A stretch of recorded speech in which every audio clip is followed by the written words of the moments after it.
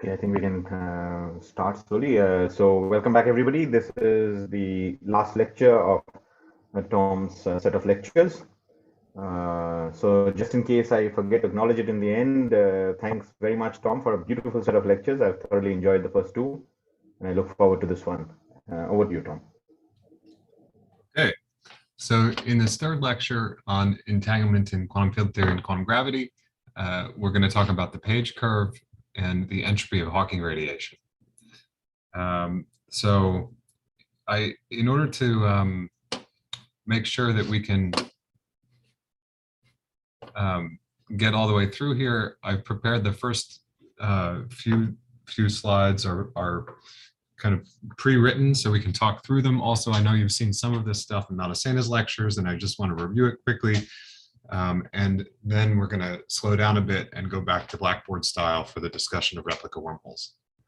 But let me start by introducing the Page curve. So I think this is review for many of you, and maybe you've seen it in Juan's lectures, but I need to set the stage here. Okay, so this is, on the left is a Penrose diagram for an evaporating black hole.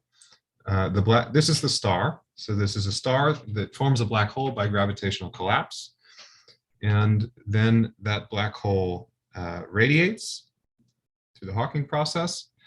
And what we're going to do is we're going to collect the radiation far away from the black hole. So what I want to do is draw a, let's see, so this line here is the world line of an observer who's sitting at fixed R in short shield coordinates that's far away from the black hole, say 1,000 short shield radii away from the black hole when it forms, and sitting at fixed R.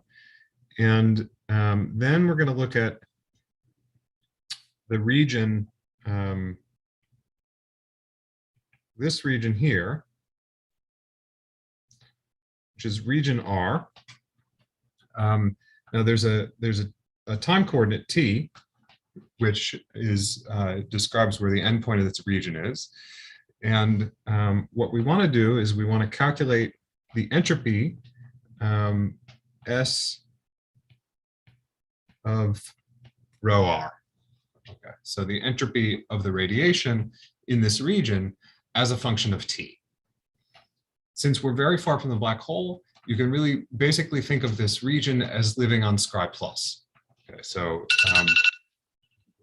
the drawing that I have here, well, really it's basically the region is just sliding up Scri+.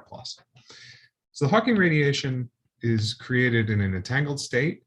The Hawking radiation that I've drawn there is created in an entangled state with interior Hawking pairs, Hawking particles. So the way you can think about it is that for each one of these particles coming out, there's a particle on the inside. Now, that I'm not going to go through the details of that, but we basically derived Hawking radiation in the first lecture. I didn't describe it that way. I described it as Unruh radiation, and we were discussing flat space. But the point is that if you zoom in on a region like this in the evaporating black hole, then that region is locally flat by the equivalence principle. A free-falling observer sees nothing special at the horizon. So to this region in a patch of the horizon of the evaporating black hole, we can apply the same logic that we did in the first lecture and derive the Hawking effect. And then these entangled pairs that I'm describing are exactly the entangled pairs that we described in the first lecture in the thermal field double state of quantum fields in flat space. Okay, so we're going to calculate this entropy. Hawking calculated the entropy, or calculated the quantum state of these fields, and found that it's thermal. So the answer that you get from Hawking's calculation is that the entropy just goes up and up until the black hole is done evaporating, and then just sits here forever. It sits at value for a thermal gas. Okay, so this point here is where the black hole finishes evaporating. Now, it's important that what I'm plotting here in the red curve is not a coarse-grained entropy. It's a fine-grained entropy. It is the von Neumann entropy of the Hawking radiation. It's not that Hawking's calculation tells you that you can well approximate it by a thermal state, like you would get, for example, from an evaporating cup of tea. Hawking's calculation really tells you that it's microscopically close to a thermal state as a quantum state, and it's really a mixed density matrix.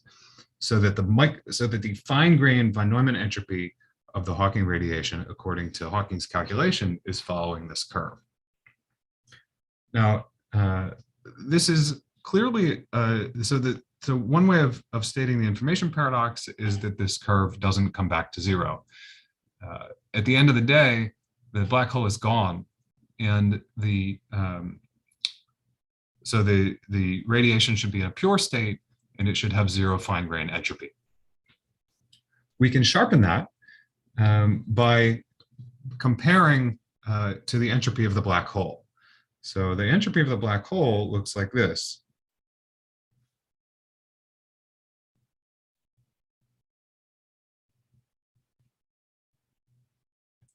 So what I'm plotting here is the area over 4 of the black hole. And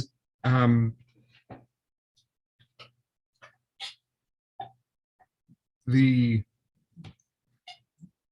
sharpened version of the statement is that we have a paradox as soon as these two lines cross. Okay, in other words, well, remember that the fact that this line is increasing, that the fine-grained entropy of the radiation is going up, that's because these Hawking particles are entangled with the black hole. Well, we believe that the entropy of a black hole is area over 4. So the most amount of entropy you can create in the radiation by entangling with that black hole is also area over 4. And we have a contradiction as soon as the fine-grained entropy of the radiation is larger than the entropy of what is being entangled with. So what Page argued is that if the evaporation is unitary, then the true entropy of the Hawking radiation should follow a curve that goes up like this, and then sharply turns over and follows the Page, follows the area curve back down to 0. This time here is called the Page time.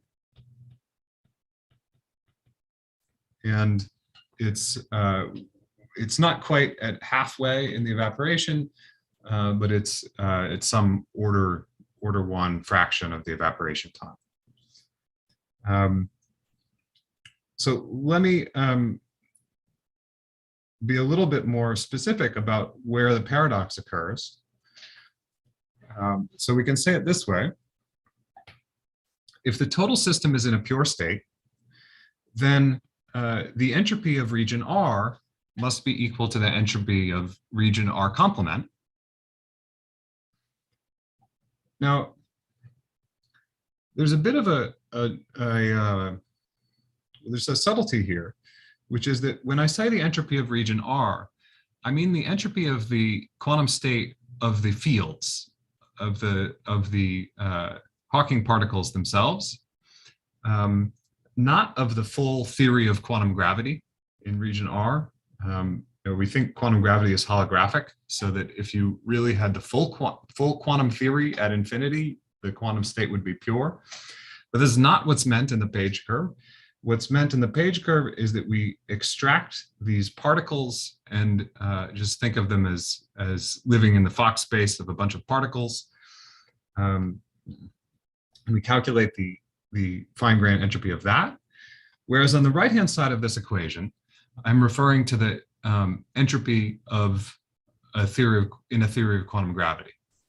Okay, so in this is R complement. Okay, so that includes the black hole. if we look back at the picture, here's region R, and here's region R. Here's region R complement. So that includes the black hole. And the fine-grained entropy of that black hole region has to be less than the coarse-grained entropy of the black hole region. And that, we believe, is given by the generalized entropy formula. The coarse-grained entropy of the black hole is given by the generalized entropy, which is a quarter of the area of the black hole, plus some contributions of quantum fields in what I called here region B. So region B, so let me add some regions here. Okay, so region B is this region. Okay, so the full region R complement includes the black hole, and it includes region B. So it has contributions from both. And this quantity here is the coarse grain entropy of our complement. Okay, so the basic principles of quantum mechanics require the fine-grained entropy of the radiation to be less than this this generalized entropy, and that's what's going wrong at the page time. When I plotted this curve, I subtracted off the contribution of the fields in region B. It's the time dependence of that contribution is small, so we can ignore it in this picture and just compare the Hawking calculation to the area curve. But that's really where the trouble occurs, is when it crosses this generalized entropy, and that occurs at the page time. Okay, so let me pause here and see if there are questions, and you can just post your questions into the chat. Go over to that window 1 second.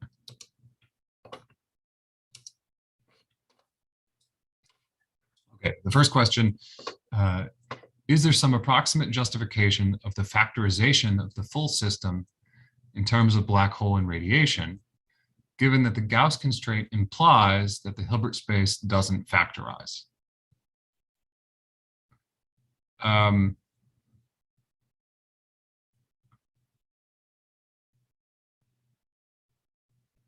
Well, I can give an approximate justification. I think that at a technical level, this is not fully understood. And this is related to what I mentioned last time about the graviton contributions at the edge of an entanglement region.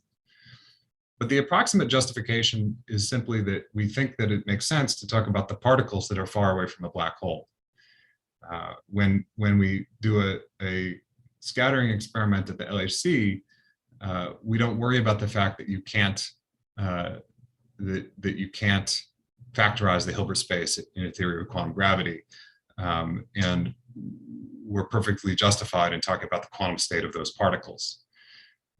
So what I think should be true is that the same is true very far away from a black hole in quantum gravity. But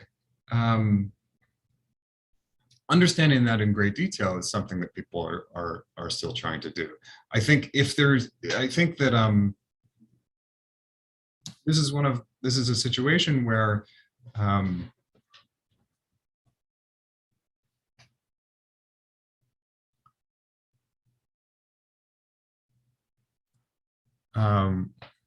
we understand it best in a situation where the number of degrees of freedom of the quantum fields that are radiating is much larger than 1. Because in that case, the fluctuations of the gravitons are we would expect to be a small contribution, and then we shouldn't have to worry about this. But understanding the general case, I think that the technical details there are incomplete. The next question is, in slide 1, if we start with a pure state black hole, then is area over 4 still interoperable as some kind of entropy? And the answer to that is yes, but it's a coarse-grained entropy. Okay. Now, exactly what's meant by a coarse graining and what kind of coarse-grained entropy, that's also not totally understood. But yeah, even if you have a black hole that forms from a pure state, its area over 4 is a coarse-grained entropy. So we think of that not as and that's why there's an inequality here. Okay, so this inequality here, there's a step I said in words here, so let me add it, is that just by quantum mechanics, S of rho r complement, the fine-grained entropy, has to be less than any coarse-grained entropy of rho r complement, and that's that we think that the generalized entropy is a coarse-grained entropy, so the fine-grained entropy should be bounded above by that. The next question is, what is the reason you identify the generalized entropy with coarse-grained entropy? Well,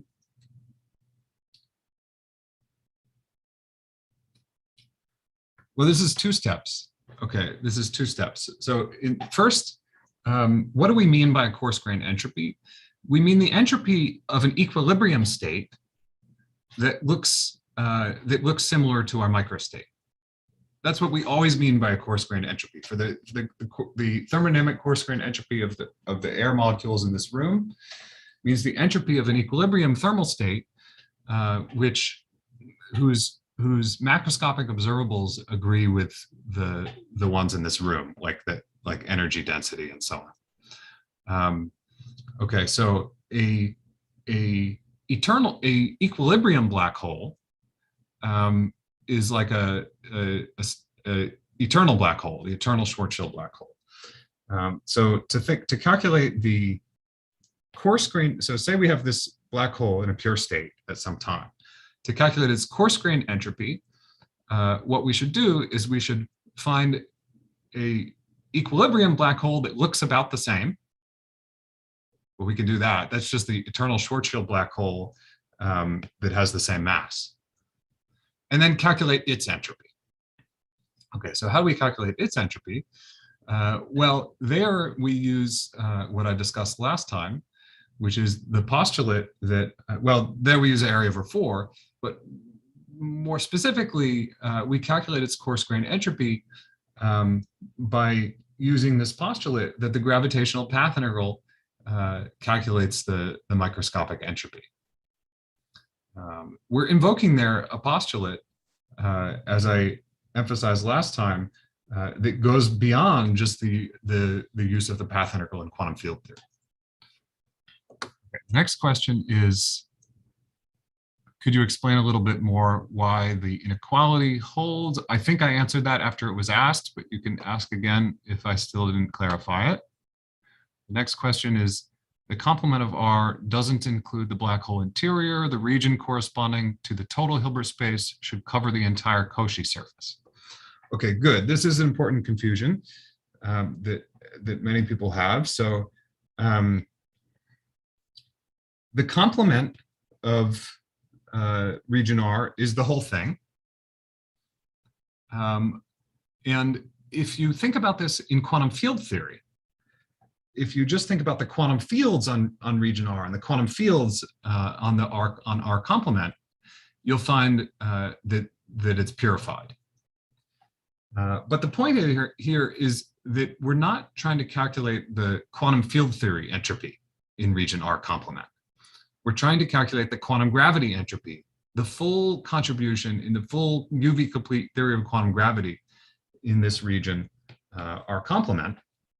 And the entropy in quantum gravity, we believe, is given by the generalized entropy. That's the path integral calculation that I described yesterday. It's not something you can get just by looking at the quantum fields. And it's not that it doesn't include the interior.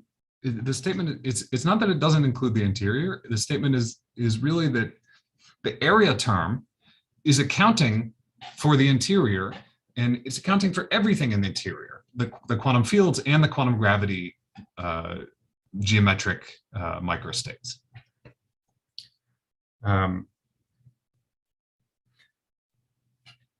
Another way of saying it is that at very late times, there's lots of these interior Hawking particles. There's lots of them because there's lots of radiation that came out. So there's lots of particles in here. And in fact, there's a much bigger, and that means there's a large entropy, quantum field theory entropy of the quantum fields inside the black hole. And at some point, the entropy of these quantum fields inside the black hole will exceed the black hole area. And that's the point where we have a contradiction to the idea that area is equal to entropy. Okay, the next question is, at page time, is SR greater than area over 4 or SR greater than S gen? Good. It's greater than S gen. Okay, so so in particular, SR is infinity. Okay, so why is SR infinity?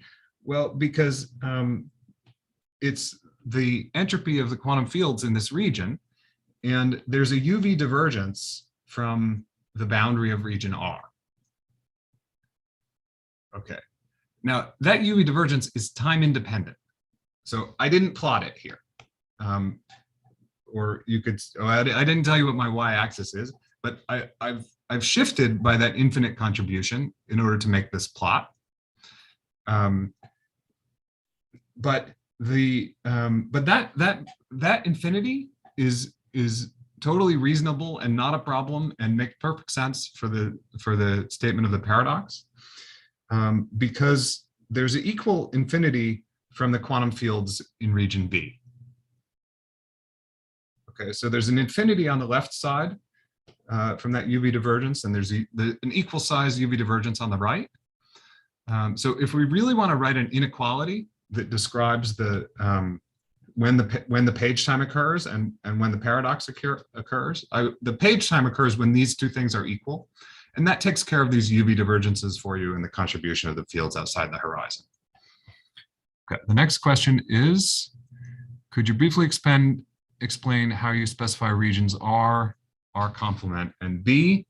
I'm not sure if maybe I answered that, but let me say it again. So region R is out here. That's where we collected the Hawking radiation. Region R complement, I will draw.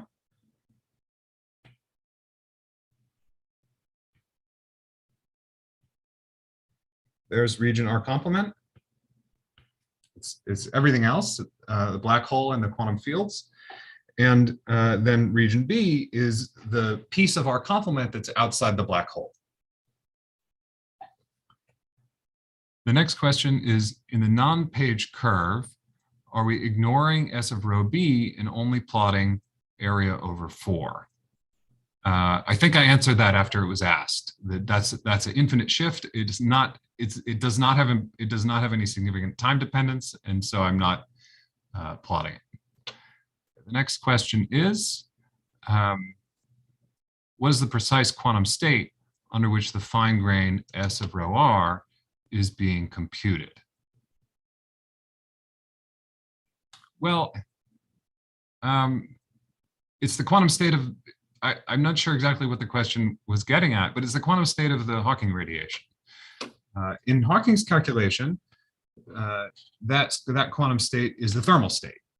Okay, so what's being plotted here is the fine-grained entropy of the Hawking thermal state.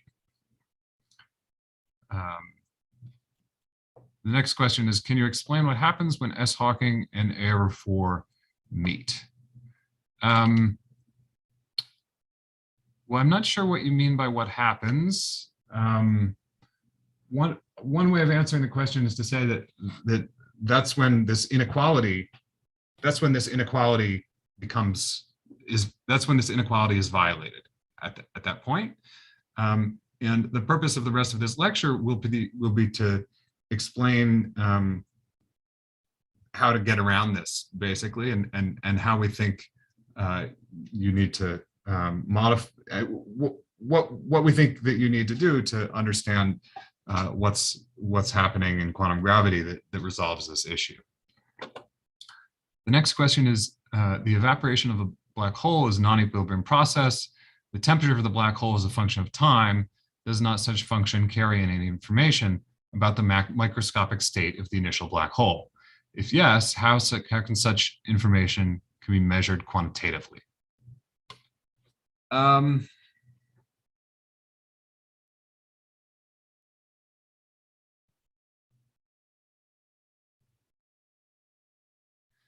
Let's see. It's true that this is Hawking radiation is a quasi-equilibrium process. Okay, it's not fully out of non-equilibrium. At any point along this curve, there's it's a quasi-stationary. Okay, so at any point along this curve, the black hole is radiating slowly. So we can think of it as being in quasi-equilibrium at any given time. And therefore, this curve, other than some little tiny bit of it, but there's some little tiny bit of wiggles that you can't see down here because they're too small compared to the full curve. And there's maybe a little tiny bit of information up here in the precise shape of how this turns over to being flat. That will be potentially sensitive to the microstate, but all those effects coming from the microstate will be subleading in the G Newton, in 1 over G Newton, compared to the curve that I'm plotting, so they don't show up on this plot. So microstate sensitivity shows up in some subleading details here, and well, here we think the plot is just wrong, but there will be some microscopic details at this corner, and then again down here when the black hole is Planck sized. Next question: Why is it that entropy of region R doesn't require an area term from the boundary of B and R? Is it because we fixed the radius of this point? Shouldn't I covariantly fix the surface, say, including the corrections to metric coming from changing radiation? And the answer is that you're free to include the area term. It's a constant. And so it doesn't affect anything that I've said. That's the answer to the first part. The answer to the second part, I think, is really jumping ahead to our discussion of islands. And you're asking why I guess I could phrase it as asking, why are we allowed to fix this endpoint? Eventually, we're going to be extremizing over these kind of endpoints by including the area term and using the island formula. And the answer to that is that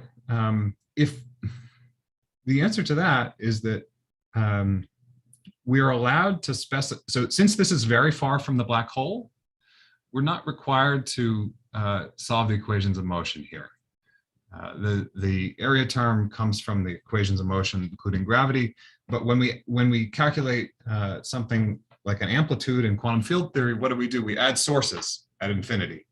And we think that we're allowed to do the same thing in quantum gravity, that we're allowed to add sources. And that means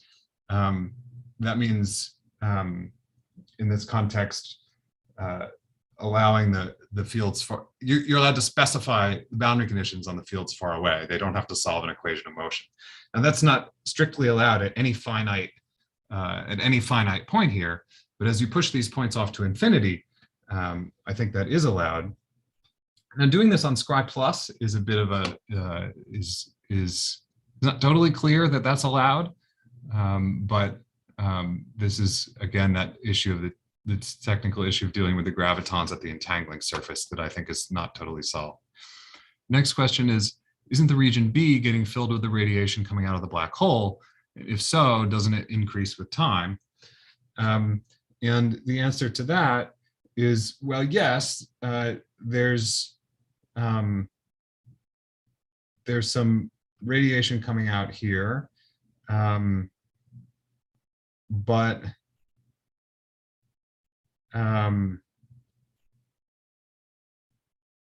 there's a fixed amount of it. Okay, because remember I said that so it'll increase a little bit, like as the black hole begins to evaporate, but region B extends out to 1,000 short-chilled radii. So each Hawking mode will only be in region B for a little while, and it doesn't build up there. Okay, so because the endpoint of region B is moving up to here, and so the Hawking particles are escaping region B and going into region R, and so there is not a long-term growth in the entropy of region B. That'll just be contribution from this region near the black hole that doesn't grow with large T.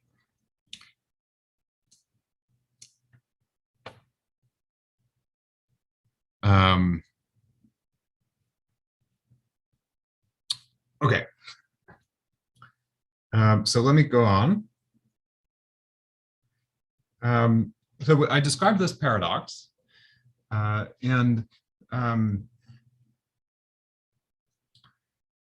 so it seems that there's a paradox here, but there's a caveat here in calling this a paradox, which is that, of course, Hawking's calculation was not exact. Hawking's calculation of the density matrix of the radiation was not an exact calculation. Hawking and everyone else are working in a unless you're doing string theory, you're working in a low energy approximation, in a low energy effective field theory. So what we really mean when we say that Hawking calculated the density matrix of the radiation is that Hawking's calculation showed that that the density matrix is a thermal state plus corrections, small corrections, which you can, in principle, calculate by including things like the small back reaction on the black hole, the loops of the matter, and so on, by doing perturbative quantum field theory on the evaporating black hole background, quantum field theory in curved space. So there's these kind of corrections coming from quantum field theory in curved space, but there's also potentially non-perturbative corrections. And these are the corrections that I'll be focusing on, because these non-perturbative corrections are very mysterious. In particular, they don't have to be local in the sense of the original black hole geometry. For example, imagine a quantum fluctuation where the black hole fluctuates, the black hole spacetime fluctuates to another spacetime entirely with no black hole, and then fluctuates back. Now, those kinds of things are included in the gravitational path integral, and could potentially lead to contributions like this that cannot be described in terms of local quantum field theory on the original black hole background. This is a potential loophole in saying, in the paradox. In particular, it's easy to see that if you did have the right e to the minus s corrections, those corrections are big enough to solve this problem with the entropy. Because when you calculate the entropy, you do this minus trace of rho log rho, which is a sum over states of a bunch of contributions. And there are e to the s terms. There are e to the s important terms in this sum. Okay, so if you have an e to the minus, if you add some e to the minus s corrections to your density matrix, and then you sum over e to the s terms, you could potentially get something important at leading order. So in other words, this paradox is only a sharp paradox. Well, the paradox arises when you consider subtle correlations in an enormous number of Hawking quanta. And at that point, we should question whether the low energy effective field theory is valid.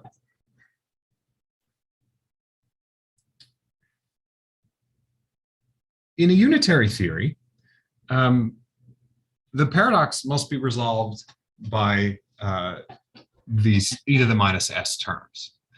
There's a theorem of Mator and clarified in the discussion of the firewall paradox that the small corrections at the horizon, which are local in the original black hole, can't change the conclusion. So in the unitary theory, if black hole evaporation is unitary, then the paradox must be resolved by these non-perturbative, non-local corrections to the density matrix. When I say non-local, I just mean that they don't come from quantum field theory in a weakly fluctuating curve geometry.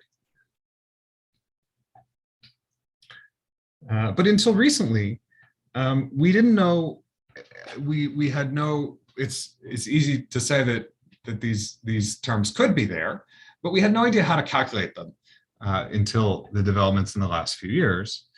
And that brings me to the island formula. Maybe I'll pause here for questions before going on. Let me see. So there's one question. Would the interpretation of the page curve and or page time change if we used another measure of entropy, such as the Renyi entropy instead of the von Neumann entropy? The answer is yes. And when I talk about replica wormholes, there's no reason that the transition time has to be the same for a replica wormhole at finite n, or the replica wormholes at different values of n could have different transition times. The next question is, why can one know the non-perturbative correction is e to the minus s? Well, we don't know that until we're able to do a calculation. We don't know that. When I say e to the minus s, what I really mean more specifically is that these corrections go as e to the minus 1 over g Newton times some stuff that depends on the black hole space-time.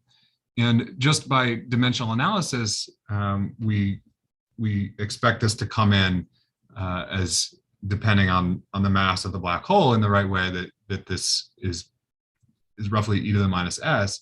Now, whether it's minus s or minus 2s or minus s over 2, that's something that we need to calculate. The next question is about the caveat. Shouldn't all the lambda i's degenerating for a given mass black hole?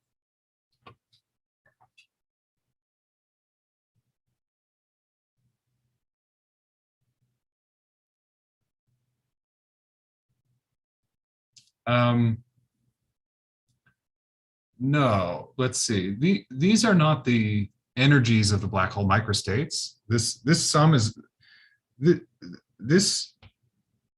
What I'm describing here is the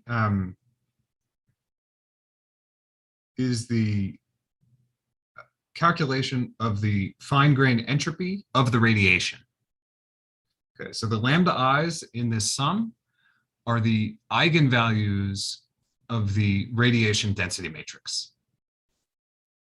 And even if they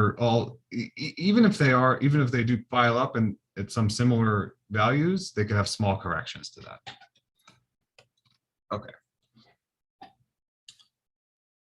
So here's the island formula, which I think you've already heard about. This was a proposal for how to calculate the correct entropy. So we think that Hawking's calculation is not giving the right answer, potentially because of these e to the minus s corrections. We think that this formula gives the right answer. So this formula is called the island formula, and here's what it says. It says that we should first calculate the generalized entropy. Well, we should first suppose there's a region I called the island that's inside the black hole. Then we calculate the generalized entropy of I union R. So here was R, here was I, and we calculate the generalized entropy of this union region. That generalized entropy has an area term from the boundary of region I. We do not include the area term at the boundary of region R because we're first of all, that's very far from the black hole, where we think that the details of quantum gravity should not be important, in that we can just think of quantum gravity, of the gravitons, as a quantum field theory. So we include only the area term at I. And then it has a contribution of the quantum fields in I union R.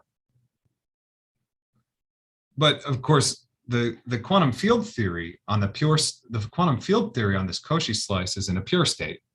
So another way of writing this term would be to say that this is this is the von Neumann entropy of quantum fields in region B. Okay, so this is the proposal. How does this help? Well,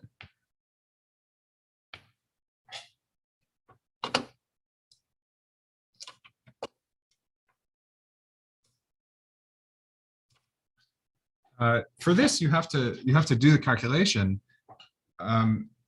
where you extremize this generalized entropy and check if it has an extremum.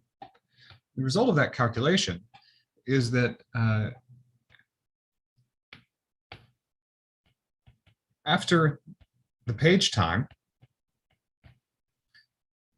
an extremum exists, and the boundary of region I, which is called the quantum extremal surface, is approximately at the event horizon of the black hole. Okay, so that requires a calculation, which I'm not going to go through. But so in this picture, the claim is that if this is an old black hole, one that's been evaporating for a long time and is now after its page time, and we've collected this Hawking radiation, this island, there's an extremum such this island exists and basically extends right out to very close to the black hole horizon. It's slightly inside, but essentially it's almost on the horizon. And what that means is that this S gen of I union R is approximately the generalized entropy of our complement. That is the area of the black hole plus the entropy of the quantum fields that are outside the black hole within 1,000 Schwarzschild radii.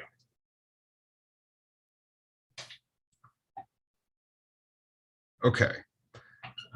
So to summarize, what the island formula gives is at early times it gives Hawking's answer because there is no island, there is no non-trivial extremum, and at early times this formula just gives back the Hawking's answer for the quantum field theory entropy in region R. Union I is the nothing region. So at early times, it gives Hawking's answer, linearly rising. But then at late enough times, an island appears, and we have a new extremum. And the entropy calculated by the island formula is the generalized entropy of our complement, which is guaranteed to prevent this problem that we described. Okay, so if this is the correct formula for the entropy, then the dominant quantum extremal surface, or the island, will appear right when the paradox was starting to enter, which was when these two lines were crossing. And it'll come in at just the right time to save the day. So going back to the page curve, the island formula says that at early times there's no island, but then at the page time, then at some point an island appears. Say here, an island appears, but it's a subdominant island because we have to take that minimum. So the final answer is that it goes up and then it follows the generalized entropy down when the island becomes dominant.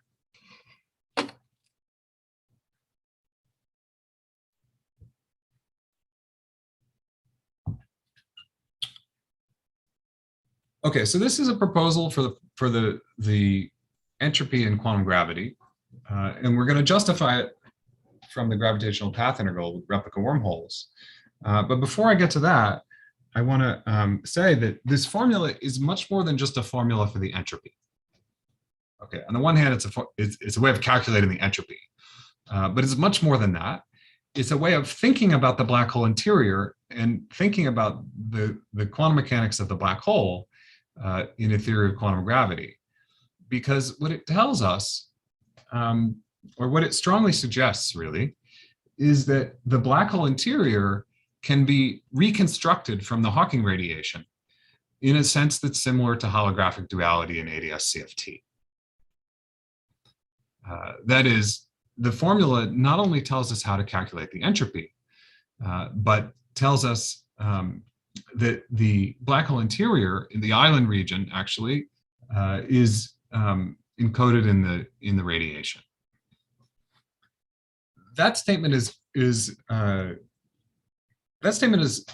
based on what's almost a theorem in quantum information. Is based on this theorem. The theorem basically the way the argument goes, I'll just sketch it, is to say that you can not only calculate the entropy, you can calculate the relative entropy of two different quantum states. And there's a theorem in quantum information that if you can calculate the relative entropy of two different states, of a class of different states, then you can also reconstruct any operators acting on those states. So you really have the state itself and the operators. So for example, if there's an island here and there's some quantum field operator phi of x sitting in the island, then that field operator is in principle can be realized as an operator acting on the radiation.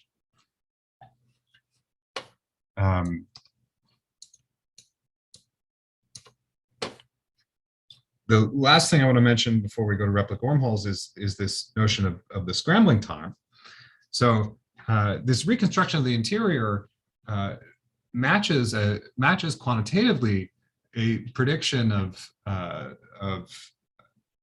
earlier calculations from Susskind and Sekino and Hayden and Preskill on the scrambling time of black holes. So what is the scrambling time? From the point of view of islands, the scrambling time is roughly speaking how long. So it's the following. So you drop something into the black hole, and the scrambling time is how long it takes for that bit. If you drop in a qubit, how long does it take for that qubit to get all mixed up in all the degrees of freedom inside the black hole? That's the intuitive notion of the scrambling time. In terms of our island experiment, you can describe it as follows. So I've drawn here our picture again.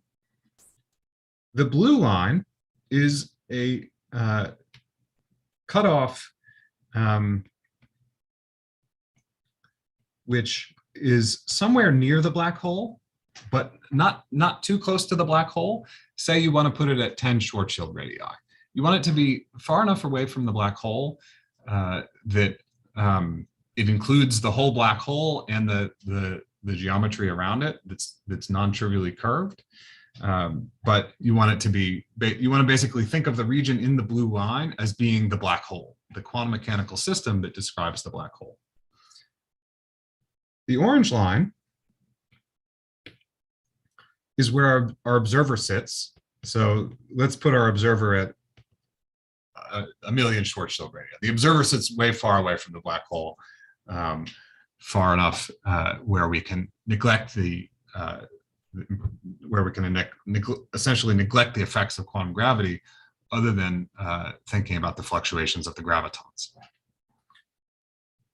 So the way to think about the scrambling time is the following.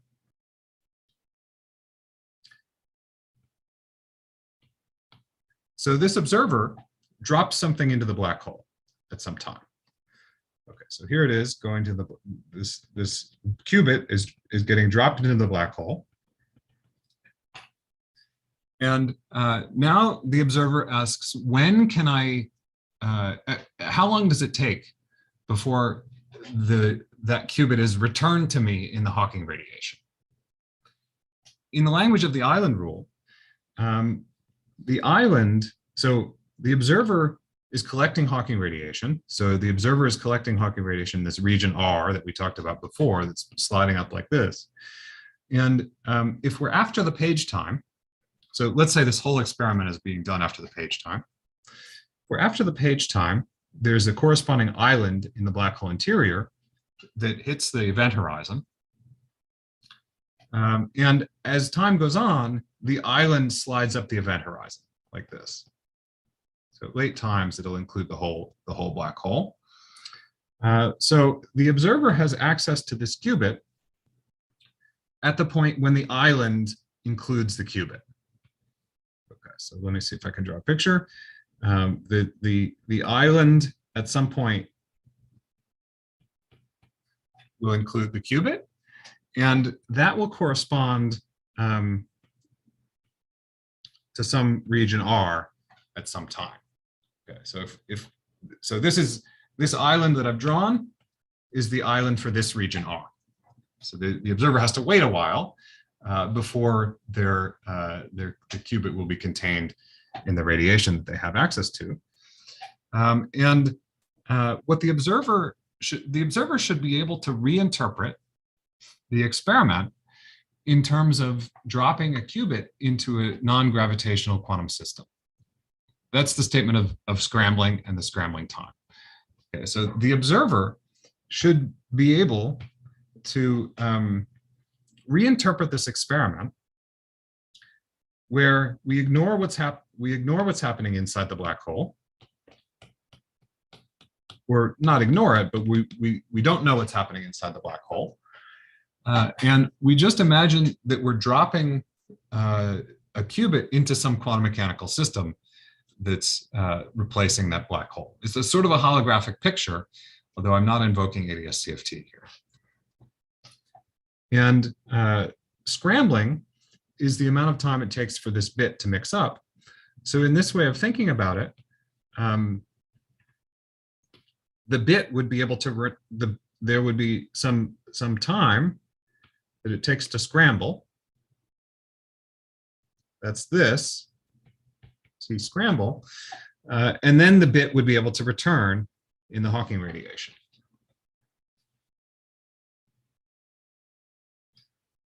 So the the relationship between islands and the scrambling time. So this is how you would use islands to calculate the scrambling time. What I've just described is a calculation, and the result of that calculation is some number TS, where you reinterpret this as scrambling. You reinterpret this as dropping a qubit into a quantum system, and then waiting for that quantum system to return the information from you.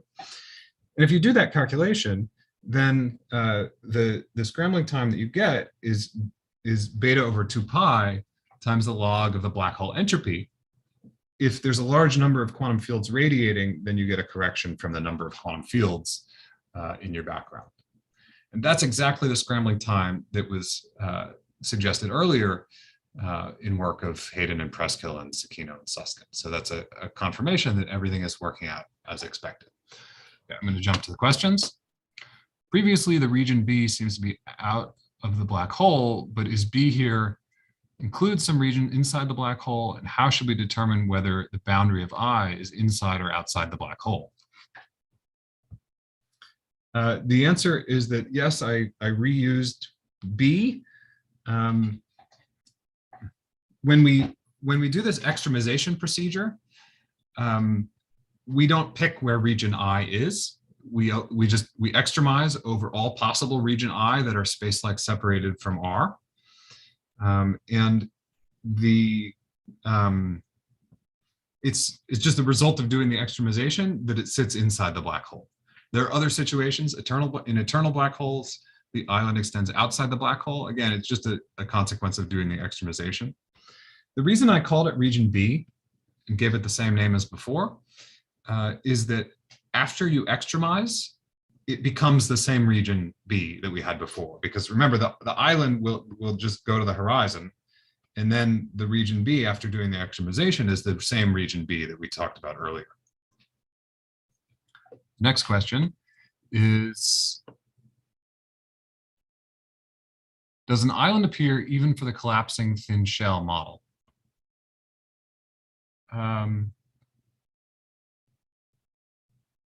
Yes, yes, yeah. So if you look at, say, a Vadia solution where you have a collapsing thin shell that forms your black hole, then an island will appear. Yes. Next question is, can the appearance of the island be disrupted if I throw something into the black hole right before the island appears, just before the page time? What happens if I do that just after the appearance of the island? Does the island go away? Let's see.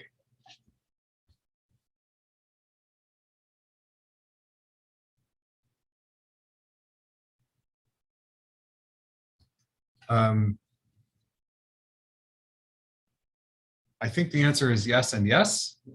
So the first question, the answer is yes. If you throw something into a black hole, if you throw something into an old black hole, then it becomes a new black hole. Because what makes a black hole old is that you've collected a lot of radiation compared to the mass of the black hole. And so if you throw in a new shock wave, then you no longer have collected a large amount of radiation compared to the mass or entropy of that black hole. So you don't have access to its interior, and the island will be disrupted. I'm assuming here that you're throwing in, for example, matter in a pure state. If you take an entangled state where you have two copies that are entangled, and you throw one of them in, but you hang on to the other one, then the black hole will remain old, and you'll still have an island. But if you throw in the whole thing, then you'll disrupt the island. I believe the answer to the second question is also yes. That even if you already have an island, this will still happen. This will still occur. What I'm not sure about is whether you still have a small island, whether you still have a small island left over that reduces the entropy a little bit, or whether the island goes away entirely. I'd have to think about that. So let me not try to answer it now. Could you remind me again what the blue curve represents? Unfortunately, I don't know when that question was asked, so I don't know. If it was this blue curve, then that was the trajectory of the observer who's collecting the radiation. Yeah, it's the last figure. Yeah, this one. Okay, in the last figure, this blue curve represents an imaginary surface where we think of at a few short-chilled radii, where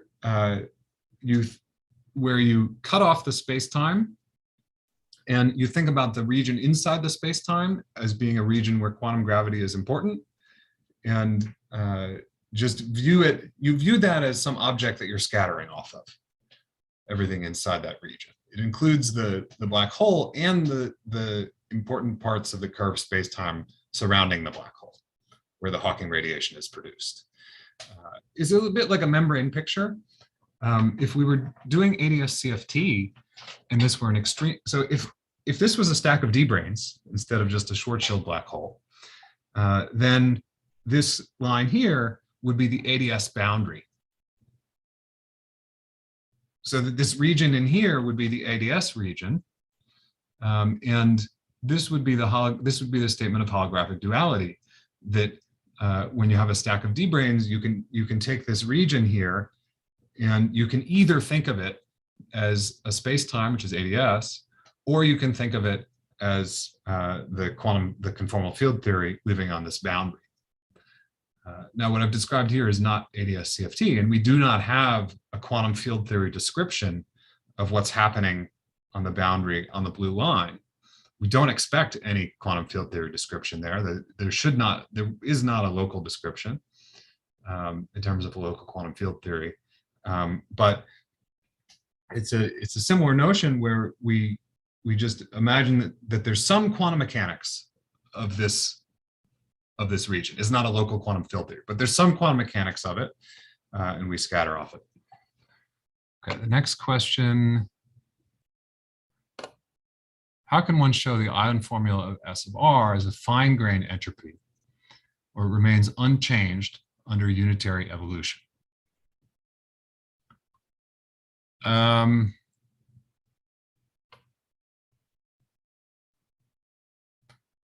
That does follow from the, well, of course, the fine-grained entropy is only invariant under unitary evolution. And when we talk about this region R, and we think about it as a function of time, that is not unitary evolution. This is an open quantum system, and there's new stuff entering. So the fine-grained entropy of region R is changing because that's not a unitary evolution. The island formula, however, is invariant under unitary evolution. You can show that using the replica methods that I'm coming to in a minute, but I think I won't get into the details, and you can ask me about it on the Slack, and I can try to explain it there or give a reference. Next question: does an observer falling into the black hole see non-trivial physics at the island? No, the answer is no. So an observer falling into the island,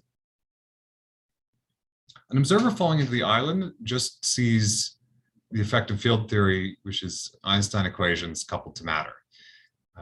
The funny thing about gravity is that the geometry depends on what question you ask. Okay, because when you ask the gravitational path integral a question, the geometry back reacts to answer your question. Okay, so the island in this case is only relevant when you ask some question about the region R at infinity, like what is the von Neumann entropy of the region R at infinity, and that that question. When you ask the gravitational path integral that question, it gives you an answer that involves a region I because of the back reaction involved in the gravitational path integral. If you just jump in, or even if you do some calculation up here that's a simple calculation, say the occupation number of some mode. If you do a simple calculation like that, then that won't have any large back reaction in the gravitational path integral, and the island will not play any role whatsoever in that calculation. Next question. Is the island a real physical object replacing the central singularity, or just some effective account of physics we ignored about the entanglement between the black hole B and radiation R, or B and B, or R and R?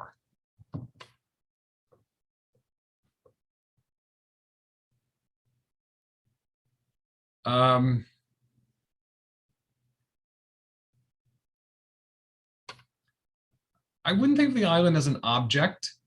So I'll give two answers to that question. First of all, the island is not an object. The object is the black hole.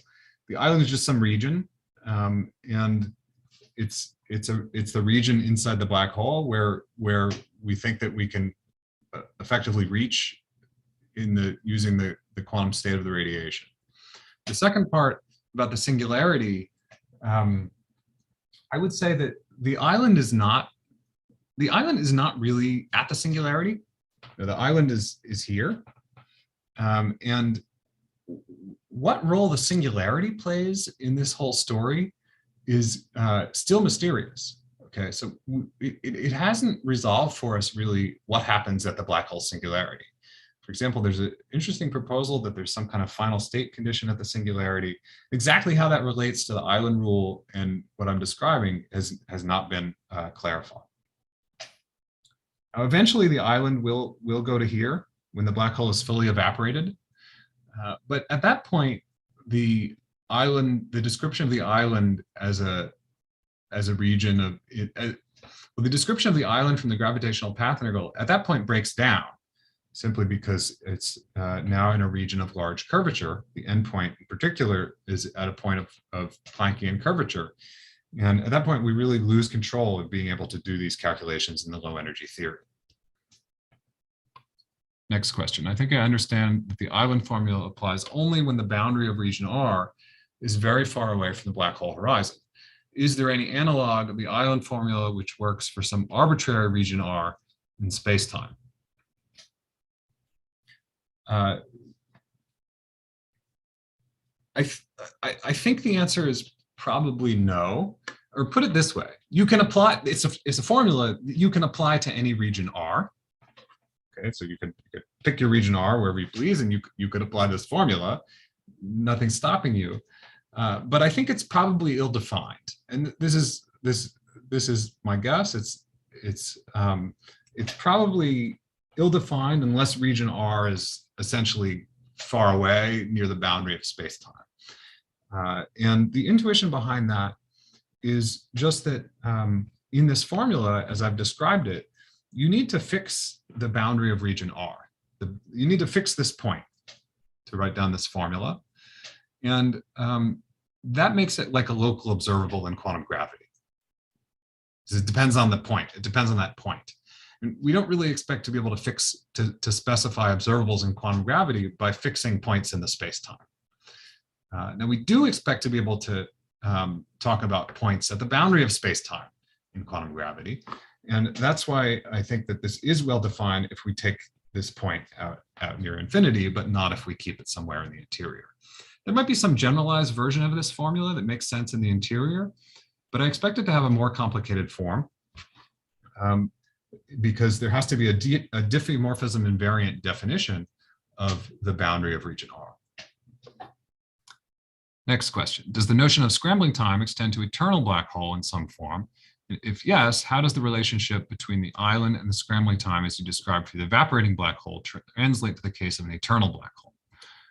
Okay, that's a good question, but I think it would take me too long to answer it. I want to be able to get on to replica wormholes.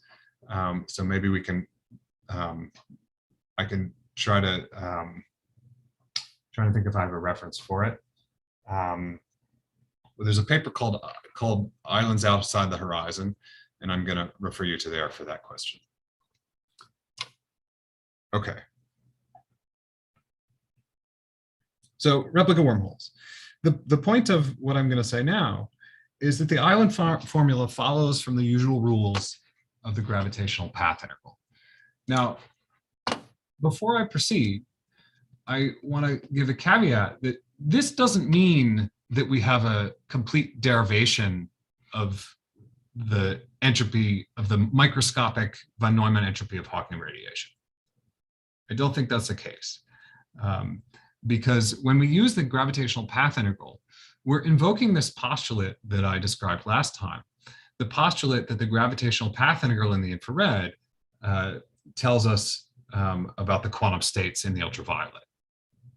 There are many reasons to believe that that's accurate, but you can't claim to have a fully, you can't really claim to have a microscopic understanding just by doing these calculations in the infrared.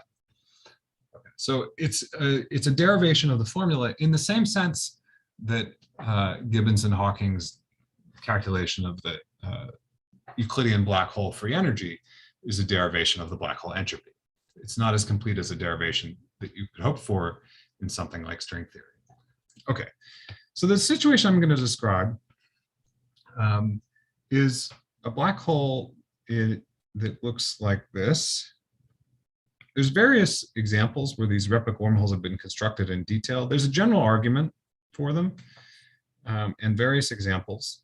Most of the examples are in two-dimensional gravity, just because the calculations get technical, but I think the ideas are general. The example that I'm going to describe is a black hole that starts out. So we start out with a black hole of some mass. It's relatively small. I'm introducing this initial black hole basically just to make these calculations and pictures a little bit easier to deal with. We could start in vacuum. It's not that different. It just is harder to draw the pictures. So we start in some black hole, and then we send a shock wave into the black hole. So this shock wave can be created, for example, by inserting an operator O in your quantum field theory at some offset in imaginary time and some position x. Okay, so we think about the quantum state that's created by inserting this operator. And if you take epsilon to be small, that is, you take the imaginary time to be small, this will be a state with a large amount of energy inserted near a point, and it'll act like a shock wave that falls into the black hole. That's why this because of that shock wave, that's why this Penrose diagram looks stretched out.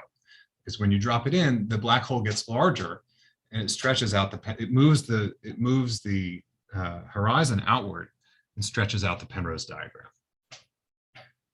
Our goal is to calculate. So then let's draw a region R. Okay, so we have this bigger black hole now. We want the shock wave to be much bigger than the mass of the initial black hole, so that the initial black hole doesn't really matter. And then we have our region R here, and we want to calculate S of rho R by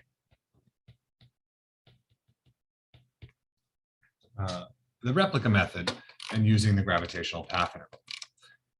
This is going to be pretty similar to the calculations we did of replica, the calculation that I described of the replica method in quantum field theory, but with a key difference. Okay, let me see if there are quick questions about the setup. You mentioned that the island develops at later times after the page time and is primarily responsible for the suppression of the entropy of radiation. My question is, what causes the formation of the island? Is it some non-trivial consequence of the inequality violation at the page time, or is it something physical that's happening? Well, it's something physical that's happening. It's that enough information has escaped. If you phrase it in terms of the gravitational path integral, it's going to be the formation of a wormhole, as I'll describe. Okay, so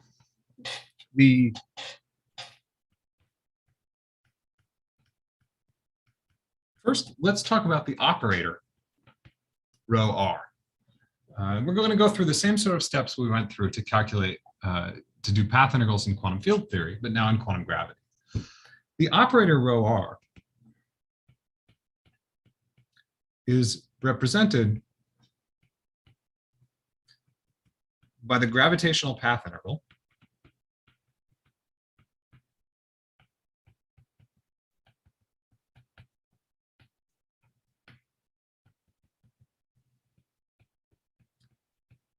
and recall that when we do gravitational path integrals, we don't specify the geometry, we specify the boundary condition. So rho sub r is represented by the path integral with a boundary condition that I'll draw in a second. So here it is. Rho sub r. I'm going to draw this picture at time 0 because it's hard. Otherwise, it's a complex spacetime. I can't draw it. I'm going to draw the picture at time 0. In fact, I'm going to draw all the pictures at time 0, and then we're going to obtain the final answer by analog continuation. Okay, so rho r at time 0.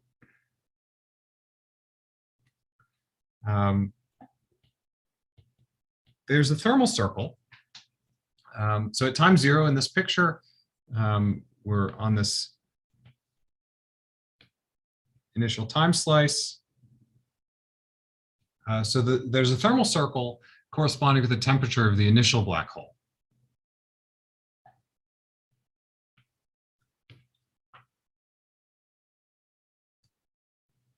And that extends inward. And then there's a region R that's somewhere far away from the black hole. Okay, so there's a region R that's somewhere far away from the black hole that I'm going to draw this way. There's a region R.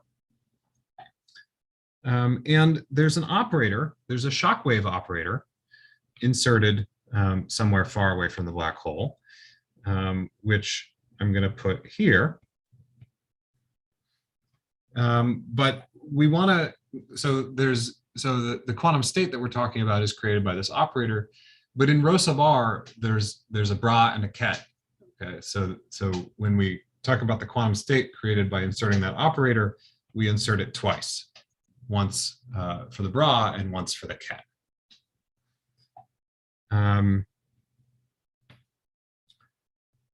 Okay, so that is what the geometry should look like far away from the black hole. And I want to consider that as the boundary condition on my gravitational path integral. Just like in quantum, so let me remind you what this picture looked like in quantum field theory so we can compare. So in QFT, we talked about a region A, and we drew a path integral representation of the quantum state in region A in vacuum, the reduced density matrix in region A in a vacuum state that looked like this. And like all of my cartoons, these pictures represent a path integral prescription for calculating matrix elements. Okay, so in quantum field theory, the matrix elements are calculated by specifying field data, boundary conditions on the path integral on the top and bottom of this cut. And similarly in quantum gravity, we think of so again, this is a prescription for calculating these matrix elements, where you input some quantum state at the top and bottom of region R. Okay.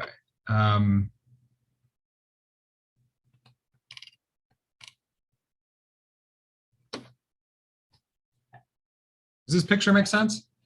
Let me pause and see if anyone says no, and I can try to explain it better.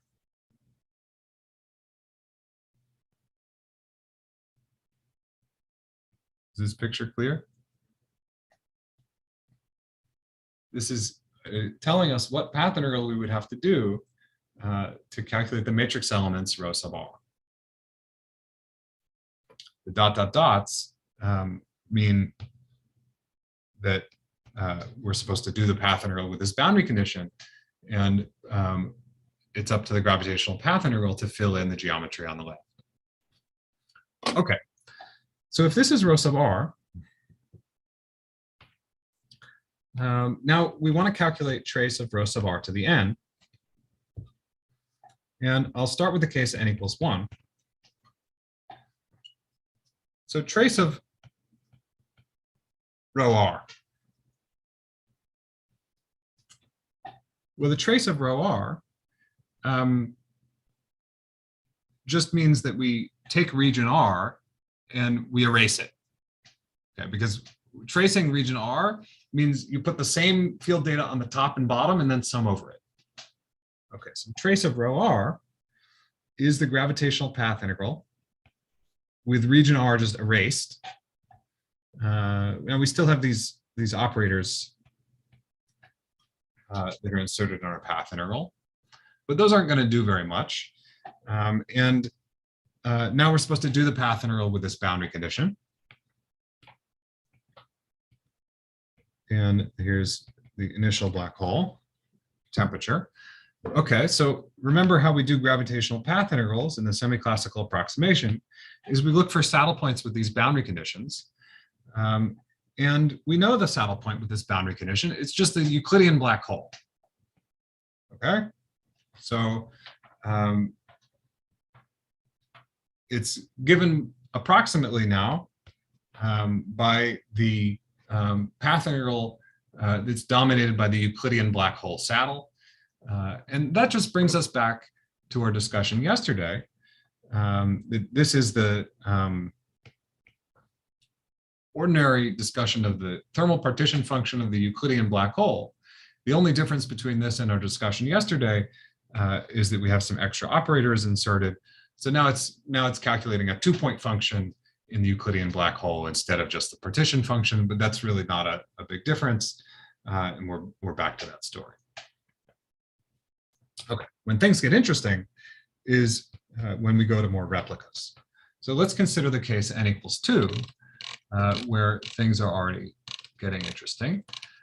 So the boundary condition now for our gravitational, so we want to calculate trace of rho r squared. And so the boundary condition for this is 2 copies of rho r. Okay, so let's look at our 2 copies of rho r.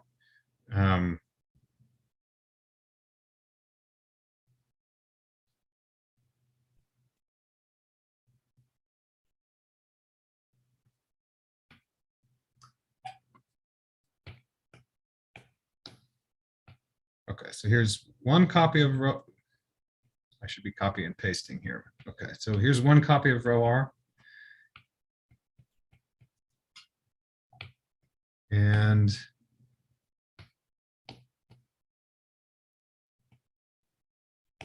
here's another copy of rho r.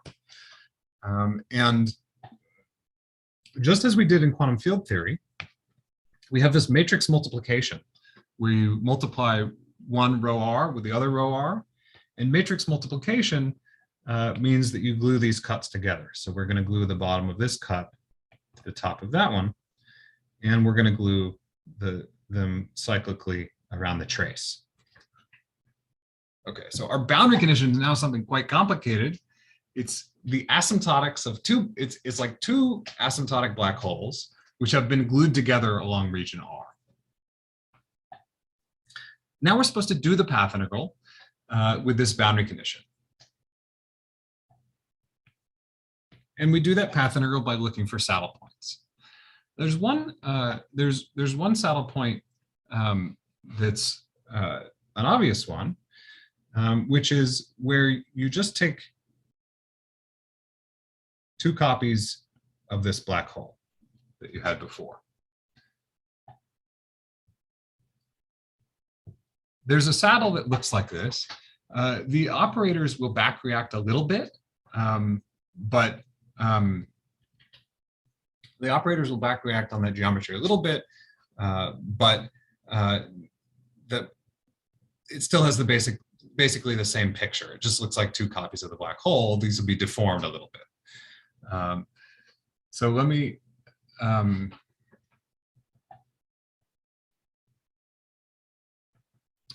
I guess I'm going to pause here. I see there's some questions coming up in the chat. So let's go to questions. So there was a question, doesn't the operator back react in the case n equals 1? And the answer is yes, this operator does back react a little bit, but if we look at early times, so if we were to evolve this in Lorentzian time, the back reaction would be important. It would give us this stretched out Penrose diagram.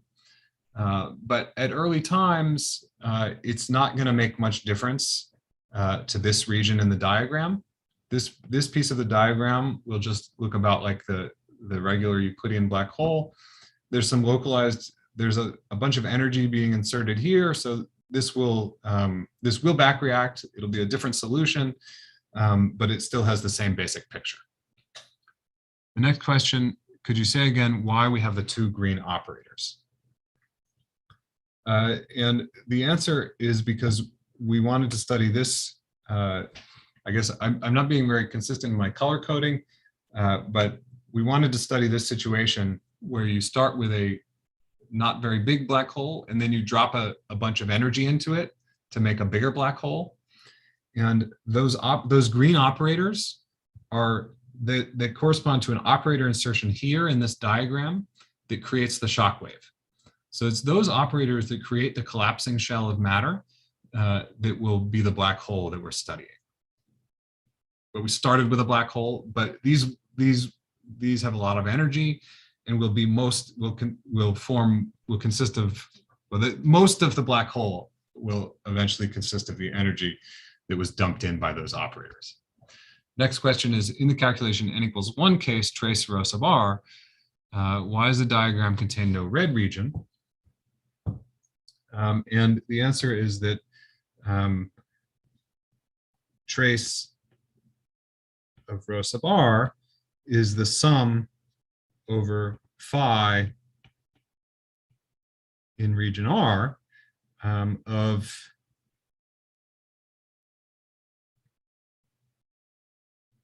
the path integral where the boundary condition on region R is that you put the data, so you calculate these matrix. I want to write the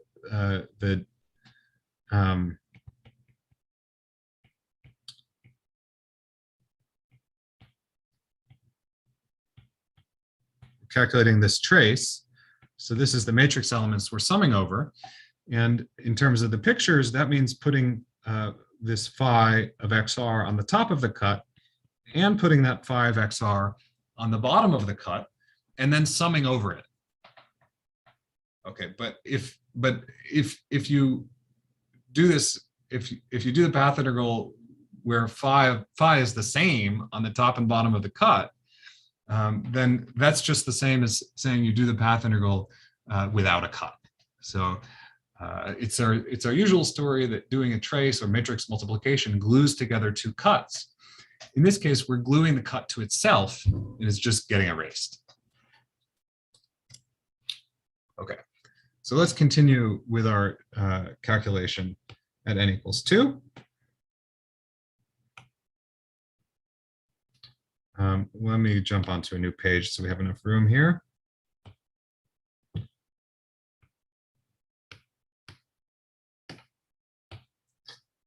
Okay, so there was this one contribution, and I'm going to call that the Hawking saddle.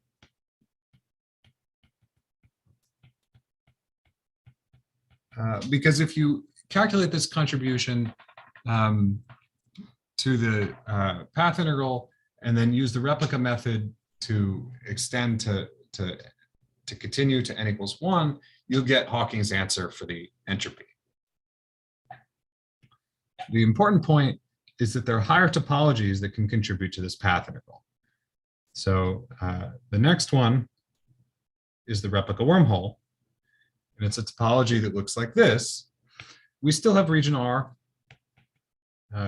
We still have all these green X's that are being, and the region R is still glued, so let me draw that. But the important point is that the interior of that Euclidean wormhole, or that the interior of that Euclidean geometry, is now connected between the two copies in the replica trick. So this is called the replica wormhole.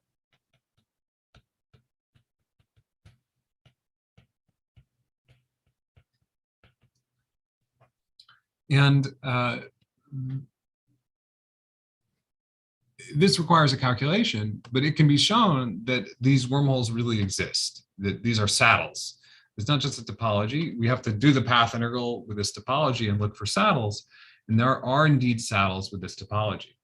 They're complicated to find because the way these saddles work is that they balance the gravitational action of the wormhole against the contributions of the quantum fields on this complicated geometry. Okay, so it's a complicated non-local problem to actually construct these saddles, because the there's a sort of a Casimir-like effect from the quantum fields that has some energy that depends on the metric, and that feeds back into the Einstein equation as the stress energy on the right-hand side. So you have to self-consistently solve this set of non-local equations. And that's why this has really only been done in great detail in 2 dimensions, although it gets much easier as you take replica number n to 1, and that's why we can still derive the island formula in general. So what do these contributions look like? Well, there's a gravitational action. So if we do this calculation, there's a e to the minus S2 Hawking. I'm calling it S2 because this is the second Renyi entropy. And there's an e to the minus S2 wormhole. There's potentially more contributions. I don't know of any important ones, but there could be others.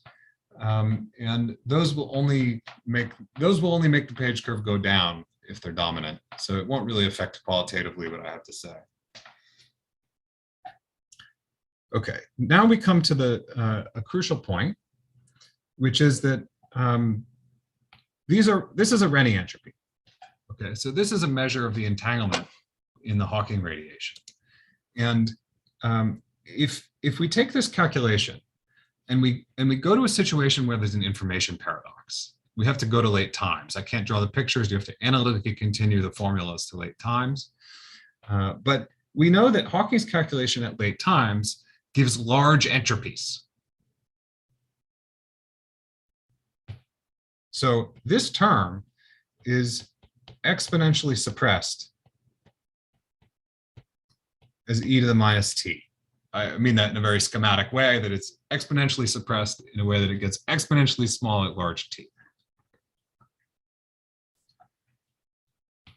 Now, this term is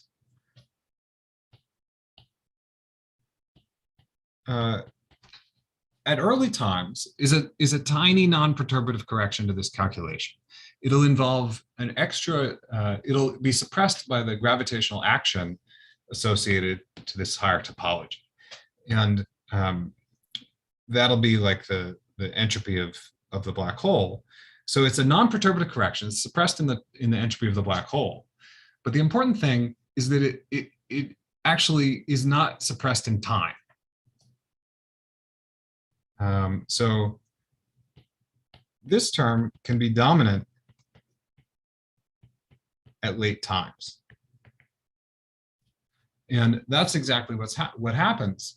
And this is what's responsible for the page transition in the entropy curve. Now, to get to the entropy, one needs to be able to continue in n.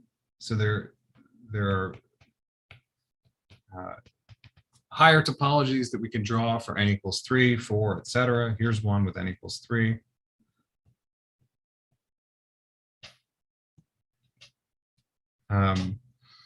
And well, the way I describe the replica trick is that we should calculate the action of these wormholes and then analytically continue to n is 1. Now, fortunately, you don't really have to do the calculation that way. There's a trick which makes it possible to do this calculation more simply. The trick is that is to do the calculation is to just write down the equations for general n. Okay, so what we really do in practice to study these wormholes is well, except in some special cases, we don't actually construct the wormhole. We just write down the equations that describe the wormhole. Then we take those equations, we analytically continue those equations in the replica number n, and we study those equations near n equals 1. And if you look at those equations near n equals 1, then what you get, since n equals 1 is just a small perturbation, n near 1 is just a small perturbation of the original black hole, what you get is an effective action for the n near 1 contributions. So I'm not going to go into the calculation of this effective action, but the conclusion is that you calculate the effective action of these wormholes, you calculate it near n equals 1, and you get an action which is an integral over some moduli of the effective action, which is n times some action at n equals 1. That's a normalization factor, plus n minus 1 times area of di over 4 plus s QFT of I union R, where the moduli here are the location, describe the location of region R, of region I in the original black hole. And if we now extremize over the moduli, this gives us the island rule. S of rho r is equal to min x over I S gen of I union R.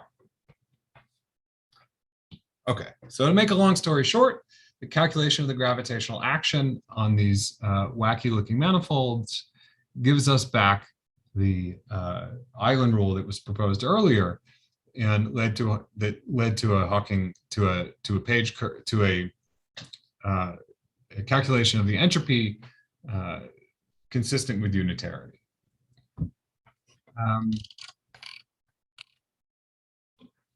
If we look back at the page curve,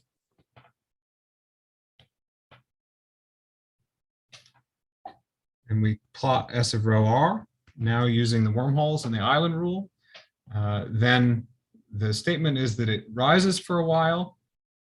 This is when you're in the phase where the Hawking saddle dominates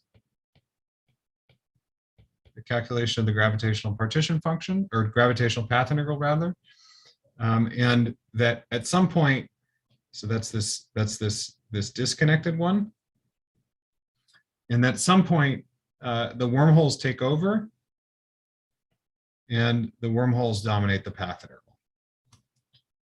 So this is the wormhole phase, and there's a sharp transition between them. Just because of this form of the path integral, or this form of the path integral where you have a sum of exponentials. So anytime you have a sum of exponentials like this, there's sharp transitions like a first order phase transition.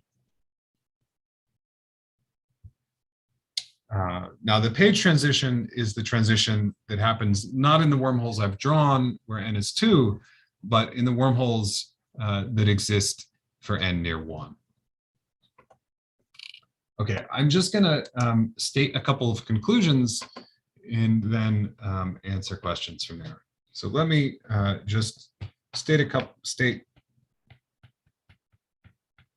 couple of points of outlook here. So what have we shown today? The Euclidean gravitational path integral gives you a derivation of the island formula for the entropy of Hawking radiation.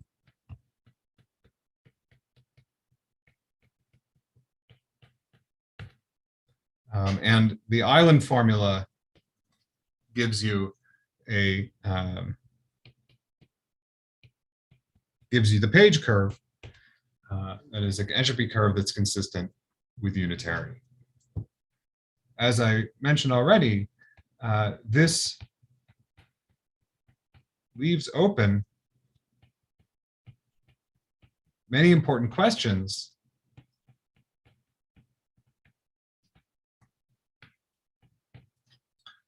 both about the infrared and about the ultraviolet.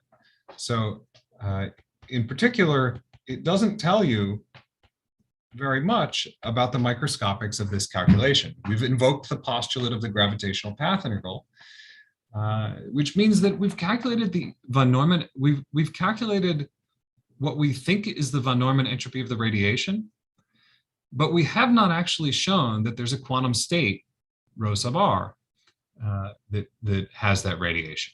Like I said, this is parallel to the situation with counting black hole microstates.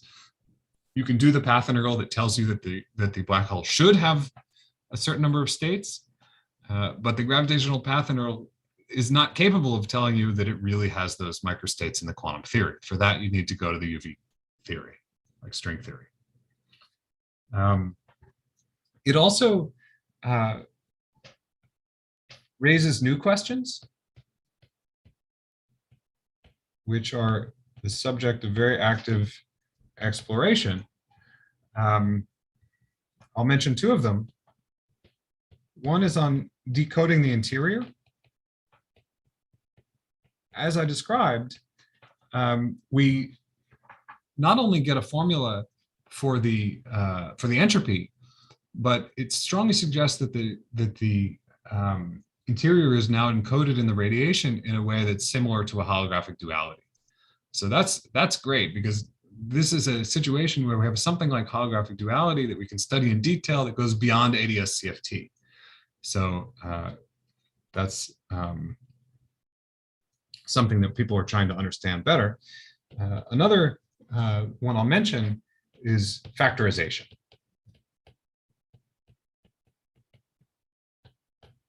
So there's a long history of including wormholes in the gravitational path integral, and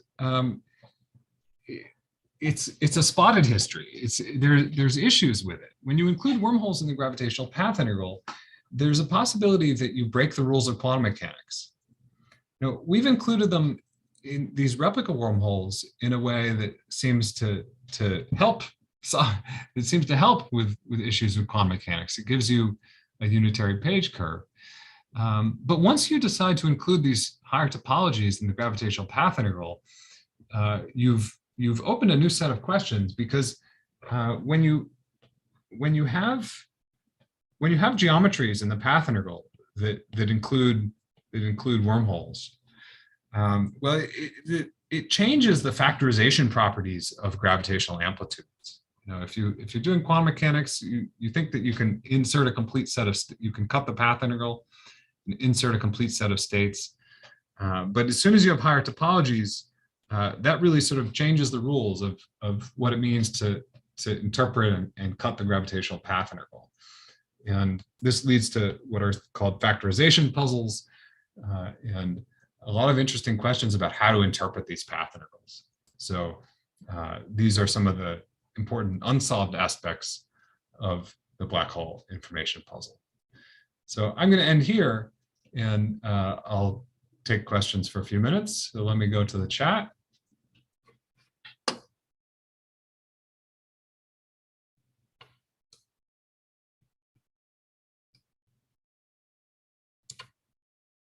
When we study n greater than 2 replicas, as the equations of motion are quadratic, how do I understand calculations where I have multiple boundaries for the space-time and hence more than 2 independent boundary conditions? Is this because we're assuming some replica symmetry? If so, how can I lift that assumption?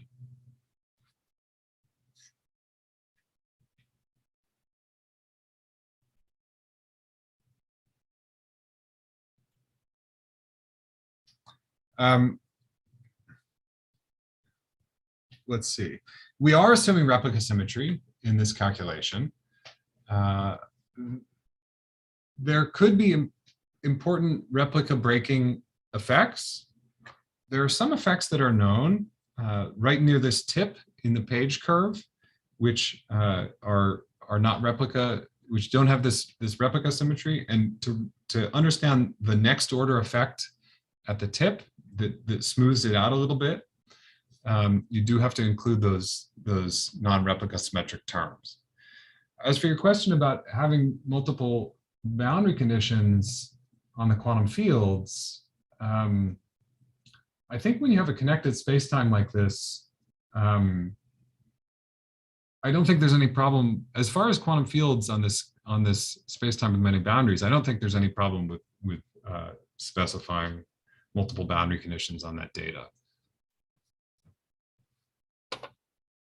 Another part was, how can you lift the assumption of replica symmetry? Well, we don't have there are a few cases that have been studied, but we don't have a general theory of how to do these calculations, a general understanding of how to do these calculations without replica symmetry. I will mention that if there are more contributions that we've ignored, if there are more contributions to the path integral, then there are 2 possibilities. Either they're subleading, in which case we don't care, or they're bigger. And if you get a new contribution that's important, it's only going to make this curve even lower. That's what it means to be dominant. It means that it will make the page curve lower. Okay, so it could potentially change the formula for the entropy if there's another contribution that's more important, but it's not going to change the qualitative conclusion that the entropy is now consistent with the inequality that led to the paradox. Next question is, why does e to the minus s wormhole behave like e to the minus s black hole? And does this mean it increases with time? I meant that schematically again. So when I say it behaves as e to the minus s, I mean that it's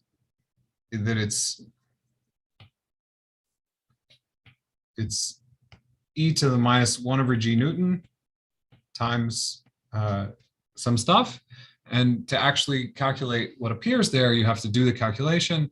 And that's a calculation that has been done near n equals 1, and it does indeed go with the area. It doesn't, let's see, it does not increase, well, if you do this, yeah, this contribution increases with time. In other words, this exponent is similar to the thing in the exponent is similar to the decreasing piece of the page curve. So the exponent is decreasing, and therefore this contribution is increasing in time. So this one is decreasing, this one is increasing, and they cross, and that's the page transition. Next question is it a general feature at general n that the disconnected saddle dominates at early time and the completely connected saddle dominates at late time? Is there a fundamental reason for that, or is it a feature of the gravitational path integral? Well, first I should say we have very little understanding of general features of these wormholes for n far away from 1. What we have are a few toy models where we can construct these wormholes away from n equals 1, and a pretty general understanding as n is near 1.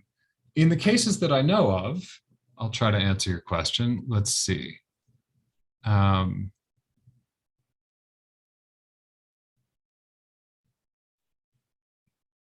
Yeah, it is a general feature, and there's a good reason for it. So let me try to explain. The point is that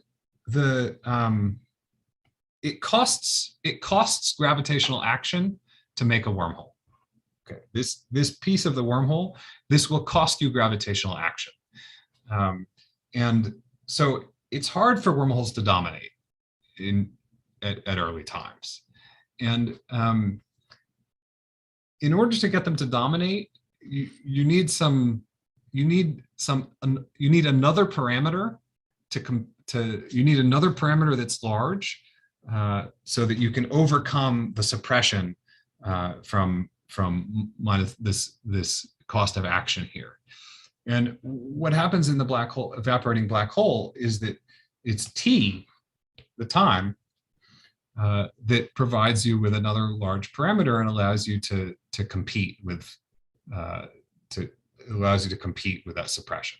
So it's important here that you have some kind of kinematics which allows you to compete. Actually, now that I'm thinking about it, there are some cases where you can get islands or replica wormholes even at early times, but not they're funny cases like in an extremal black hole that can happen. If you have a black hole that forms from collapse and then evaporates, I don't know of a case where that can happen. Okay, next question. How are you ensuring that in the path integral calculation unitarity is being respected? Is there a notion of non-unitary saddles?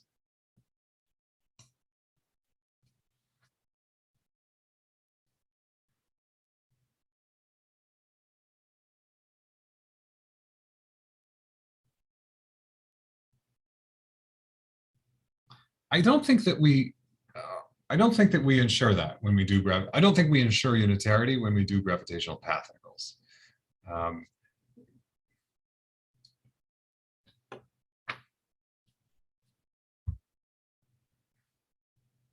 Unitarity is a question about the microscopics of the density matrix. Now, there's some density matrix, rho sub r, which is defined by the microscopic theory. And I don't think the gravitational path integral knows what rho, it doesn't know how to calculate rho sub r. The low energy theory doesn't know how to calculate rho sub r. So I wouldn't say that we ensure unitarity in the gravitational path integral. I would say it's a low energy prescription, and we postulate that it agrees with the UV theory. But the question of whether the actual density matrix from the UV theory has this entropy, that's a question for the UV. I'm not sure I understand your part of the question about the notion of non-unitary saddles. I don't know of anything like that, but maybe you can clarify if you had something in mind. In quantum field theory, the algebraic expression for the S matrix is analytically continuable, but the topology of Feynman diagram is not. Why can we derive S of rho sub r, the island rule, through continuation of the diagram for trace of rho sub r squared?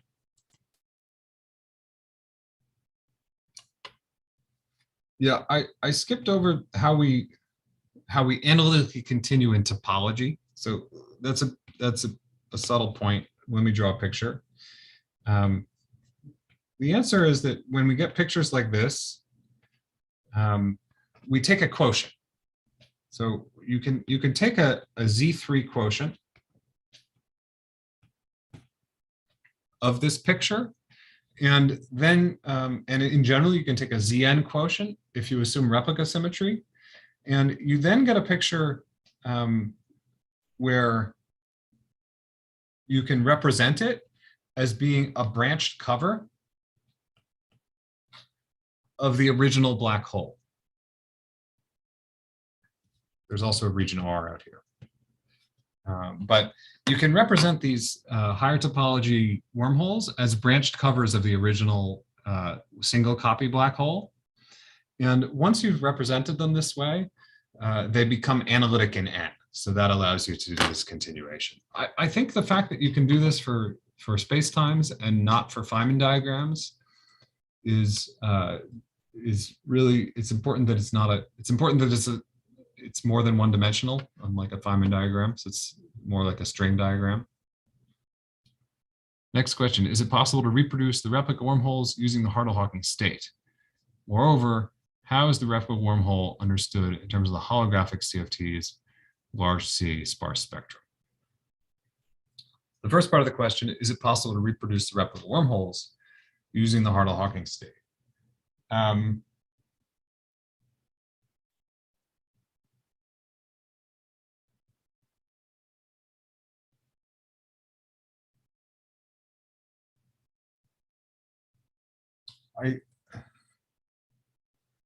I guess it depends on exactly what you mean by the Hartle-Hawking state. If by the Hartle-Hawking state,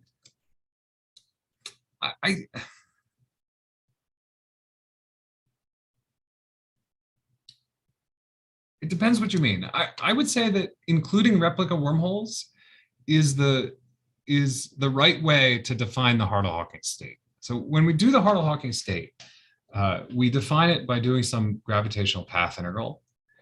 And if we fix the topology and do that gravitational path integral in the low energy theory, then I think the answer is no. I don't think there's any replica wormhole hiding in that calculation anywhere.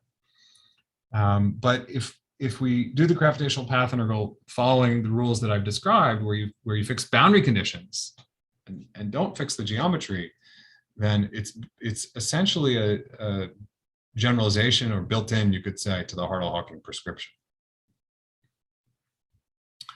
The other part was, how is the replica wormhole understood in terms of the holographic CFTs, like large C in a sparse spectrum?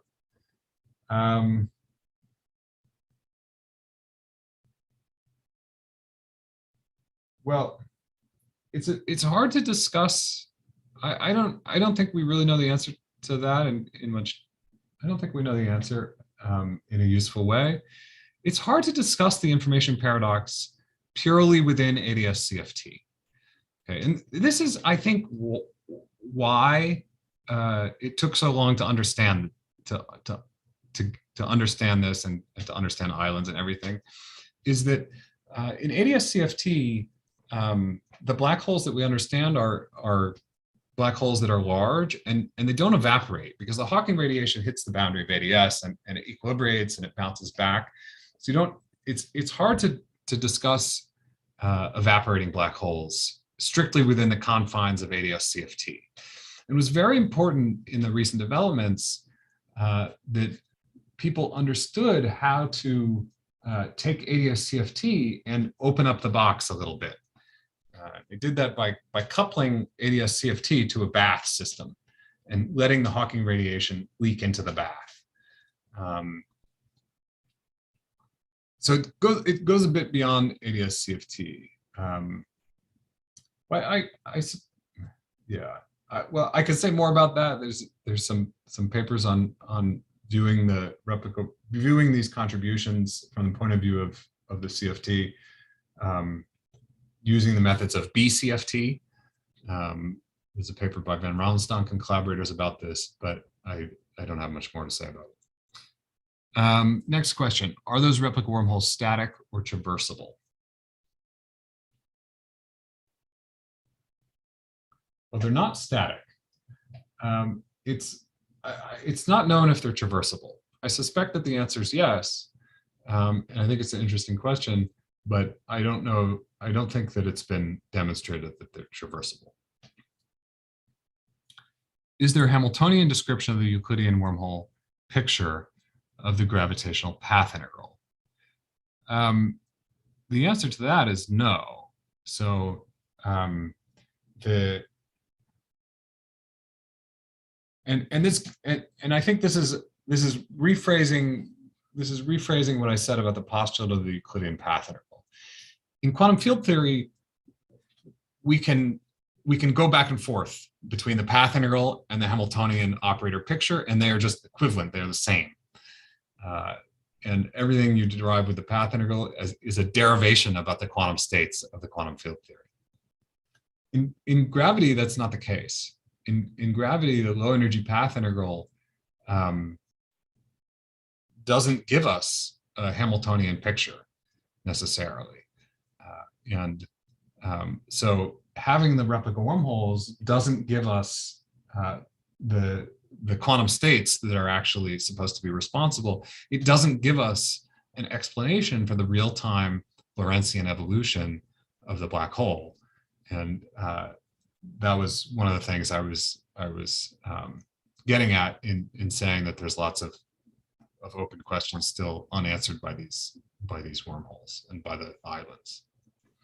Can I ask? Can I continue the question? Sure. What you said, but if you appeal to holography, for example, then the holographic theory has a Hamiltonian description. So how do you? Well, yeah, it's not that there might be a way in which you can do this. Oh, good. Yeah, I didn't mean to say you can't do it.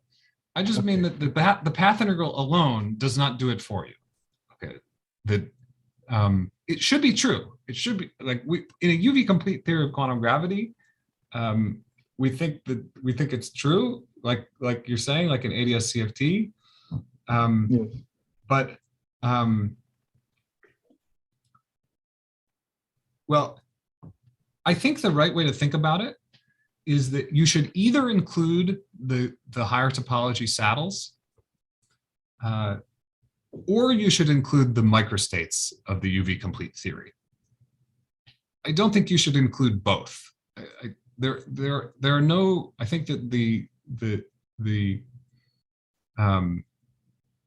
strings or microstates or whatever need to be summarized. So the details of the UV complete theory, including all the microstates and everything, need to have some universal contribution that agrees with the higher topologies. But the description in string theory won't necessarily involve any higher topology. Probably we include either one or the other. Okay, thank you. Thank you. Okay, the next question is, how does the appearance of wormhole saddles connect with your consideration of sending in the shockwave? I didn't follow how you switched the discussion from there and applied these wormhole saddles to showing the page curve goes down. That is a matter of actually finding the saddle point. Okay, so I drew these pictures for you, but at this point, I've only drawn the picture and I haven't found the saddle point. You have to solve the gravitational equations coupled to matter. And the saddle point only exists if you're in a situation with an island. So if we go back to our original, this picture that we're studying here, the islands that appear in this setup look like this. These islands appear at late times, after the page, you wait long after the shock wave until you're after the page time after the shock wave. And an island like this will appear. And the equations of motion of the replica calculation are, as n goes to 1, they are the extremization of that appears in the island rule. So the existence of an extremum, the existence of an island, is the existence of a saddle. And these saddles will only exist if we go to late times. In this case, where the operator is inserted. Next question. Related to my previous question, is the generalized entropy something which we can derive in large C CFT?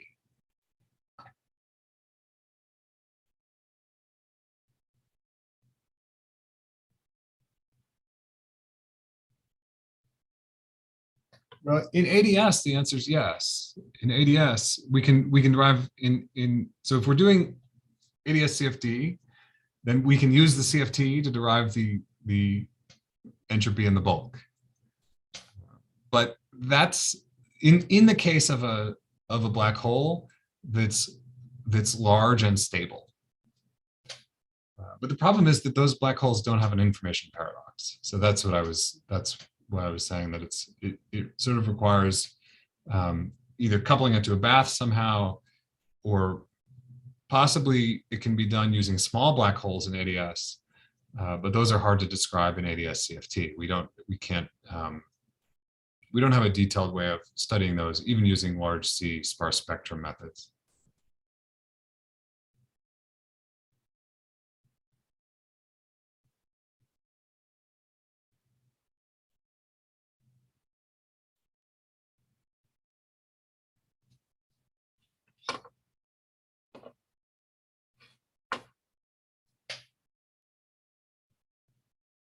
Okay, I guess we can wrap up.